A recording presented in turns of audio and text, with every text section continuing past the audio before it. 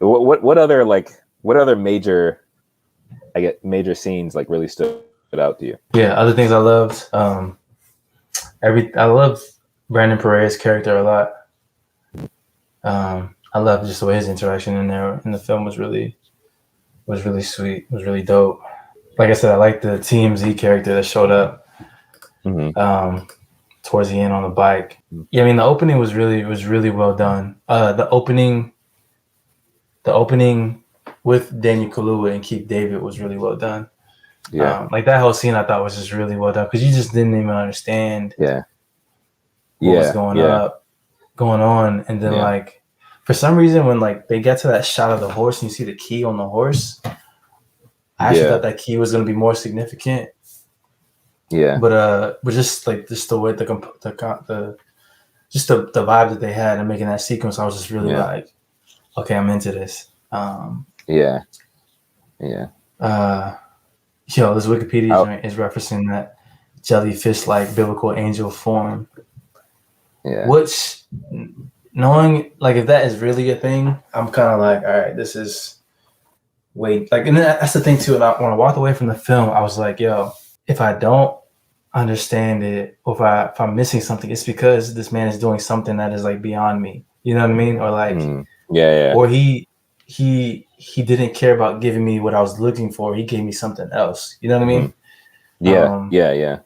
I say that because I truly believe that for him, and just knowing that he's like a genius who is like, I'm trying to make this particular movie. Like he wasn't trying to make Get Out again, which is like really annoying that everybody's trying to compare everything this man does to Get Out. And I'm like, yo, I think he has, I think he's got other masterpieces in his world to make, but I think Get Out is just going to be like a particular unreplicable thing. Like let it just be it. You know what I'm saying? On its own. Don't try to compare anything else he does to that. Like it just happened that it was first. You know what I mean? Yeah. But yeah, I just felt like he definitely was doing things that like I don't think he cared about meeting me where I was like trying to be met. I think he was just like, I'm gonna really just talk about attention and spectacle, and that's what this whole thing is gonna be tied to. We had the Gordy sequence. Yeah, I can't. I feel like I need to. I feel like I'm a little bit too far away from seeing the film. Do you think it's interesting? Do you think it's interesting that they like OJ is the character for Daniel Kaluuya? Like OJ, white Ford Bronco. You know what I mean? I didn't even think about that. No, that's good though. Yeah, that's good. Go ahead. So here's one more too.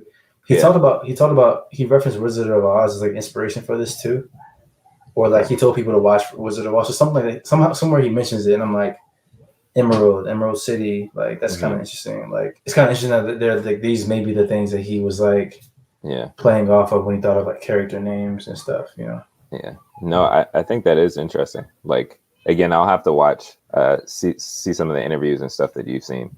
And Boys in the Hood, Ricky just got, you know what I'm saying? Like true. Yeah. Ricky Juke.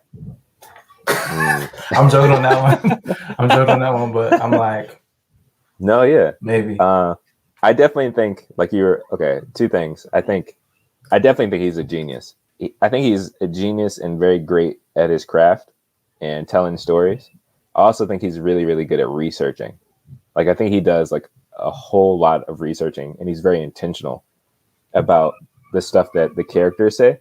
And then even like you were saying, like the names of the characters. A while ago, you said it can like rabbit hole. Like there's so many things that can rabbit hole just based off of this movie alone. I think that is really cool that you mentioned the OJ and like the white Ford Bronco. Even Lucky, the horse Lucky, like that's the one that I don't know what happens to Ghost. I'm confused on that, but like Lucky, I feel like he just runs away. Yeah. Like Ghost never comes back. Everybody, and then Lucky, he never gets got. You know what I mean? Yeah, absolutely. Yeah, which is a good play on his name, on the horse's name. I think like the commentary, at least to me, the commentary in this movie compared to his other films is more subtle. Like I don't think it's as overt and out there. Not as much as Get Out, and definitely not.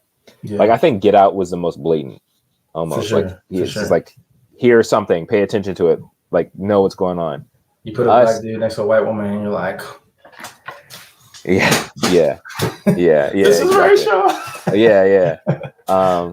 Us, one, I feel like if you don't, like, if you didn't know about the Hands Across America thing, like, if you didn't have that connection to that, Bro, I had it was gonna, because I felt the same way too. I was like, what is happening here? This yeah. is interesting. Because like it almost felt like at one point while I was watching like Us, I was like, are these mole people? Like, what's happening? What is I don't understand this. But for this film, I think I felt a little bit more attached to it because, like, again, I have done some levels of like research when it comes to Oh, UFOs. this was made for you. Yeah, I had to be. Yeah. But like definitely in the more sci-fi feel, and then like aliens, UFOs, or even like angelic presence.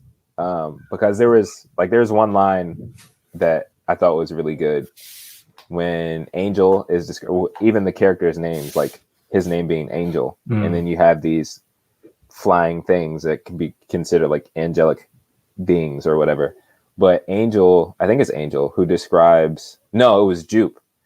Jupe, he says, like, he's given his spiel about the UFO and about the UAP or whatever, and he's like, yeah, I kind of call it, or I consider it a viewer, and like he describes it as the creature as a viewer, which if you dip into like extra biblical texts and stuff, like the Book of Enoch, it talks about these form of angels called watchers. So like watchers, viewers. I don't think that was a mistake. I think what's the name was intentionally like, I'm referencing these kind of things on purpose.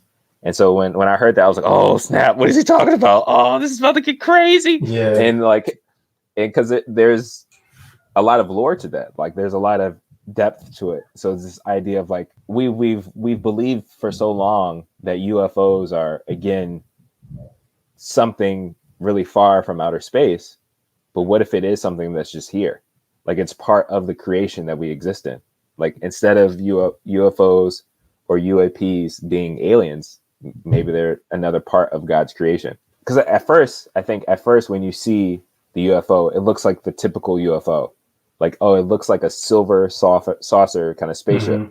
But as it goes on, it becomes like more flexible, and it's moving around. And like, ultimate form of it, you see it's like a jellyfish. Like it's more of a seemingly natural kind of creature rather than this super advanced technology, which is what we've always been taught about UFOs or taught about aliens and stuff like that. Oh, it's like, it's so far advanced. We don't know anything about it, but like, well, and we always make it like something that still is like taking the structure of a human in some way, but just like exactly, it's green. You know what I mean? Yeah. So like, I thought that was like really interesting, him telling that story. And then again, like, okay, going back to like what you said, like OJ and the White Bronco, I thought it was really interesting, the story that M's character, or Keke Palmer, she describes on the commercial shoot about I guess it was like considered like the first motion picture, and it being a black man on a horse.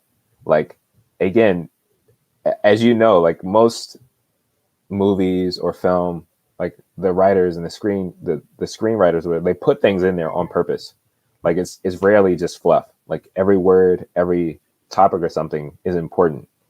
And I found that interesting to have like, this iconic impact on culture is pretty much this forgotten black cowboy that nobody knows about, but has had so much influence on this culture. Like as she's telling that story, it's like, yeah, we wrangle horses and stuff, but it's like we're on this big movie set and it's impacted by our ancestors. Like we were the spectacle at that point. We were the initial thing. And now it's like we're playing the background. Like we're almost kind of forgotten. And I add to that, like, I think it's interesting that you have Jupe, this Asian American kind of character, playing a cowboy, more or less. So you have this initial start of everything is this, when it comes to like entertainment, the way that the screenplay goes out, like the story, the way it goes in the movie. It's like you have this foundational character that's forgotten, this black cowboy that is changing the industry. But now with that, and there is a deep history of black cowboys all throughout American history, but a lot of it is forgotten. Like a lot of stuff about us is forgotten or like completely erased or whatever. So you have this whole culture of black cowboys that is erased, but now you have these actual more or less black cowboys selling their horses to this Asian American man who's acting and playing like a cowboy and like benefiting off of this culture. Yeah. And so like I think I just again I think it's just really interesting, like these subtle kind of exchange, because I mean sadly there's always been tension between Asian community and black community. You know, even like recently in the past couple of years, like the Asian hate and all that stuff. Like there's been this weird relationship between our two communities.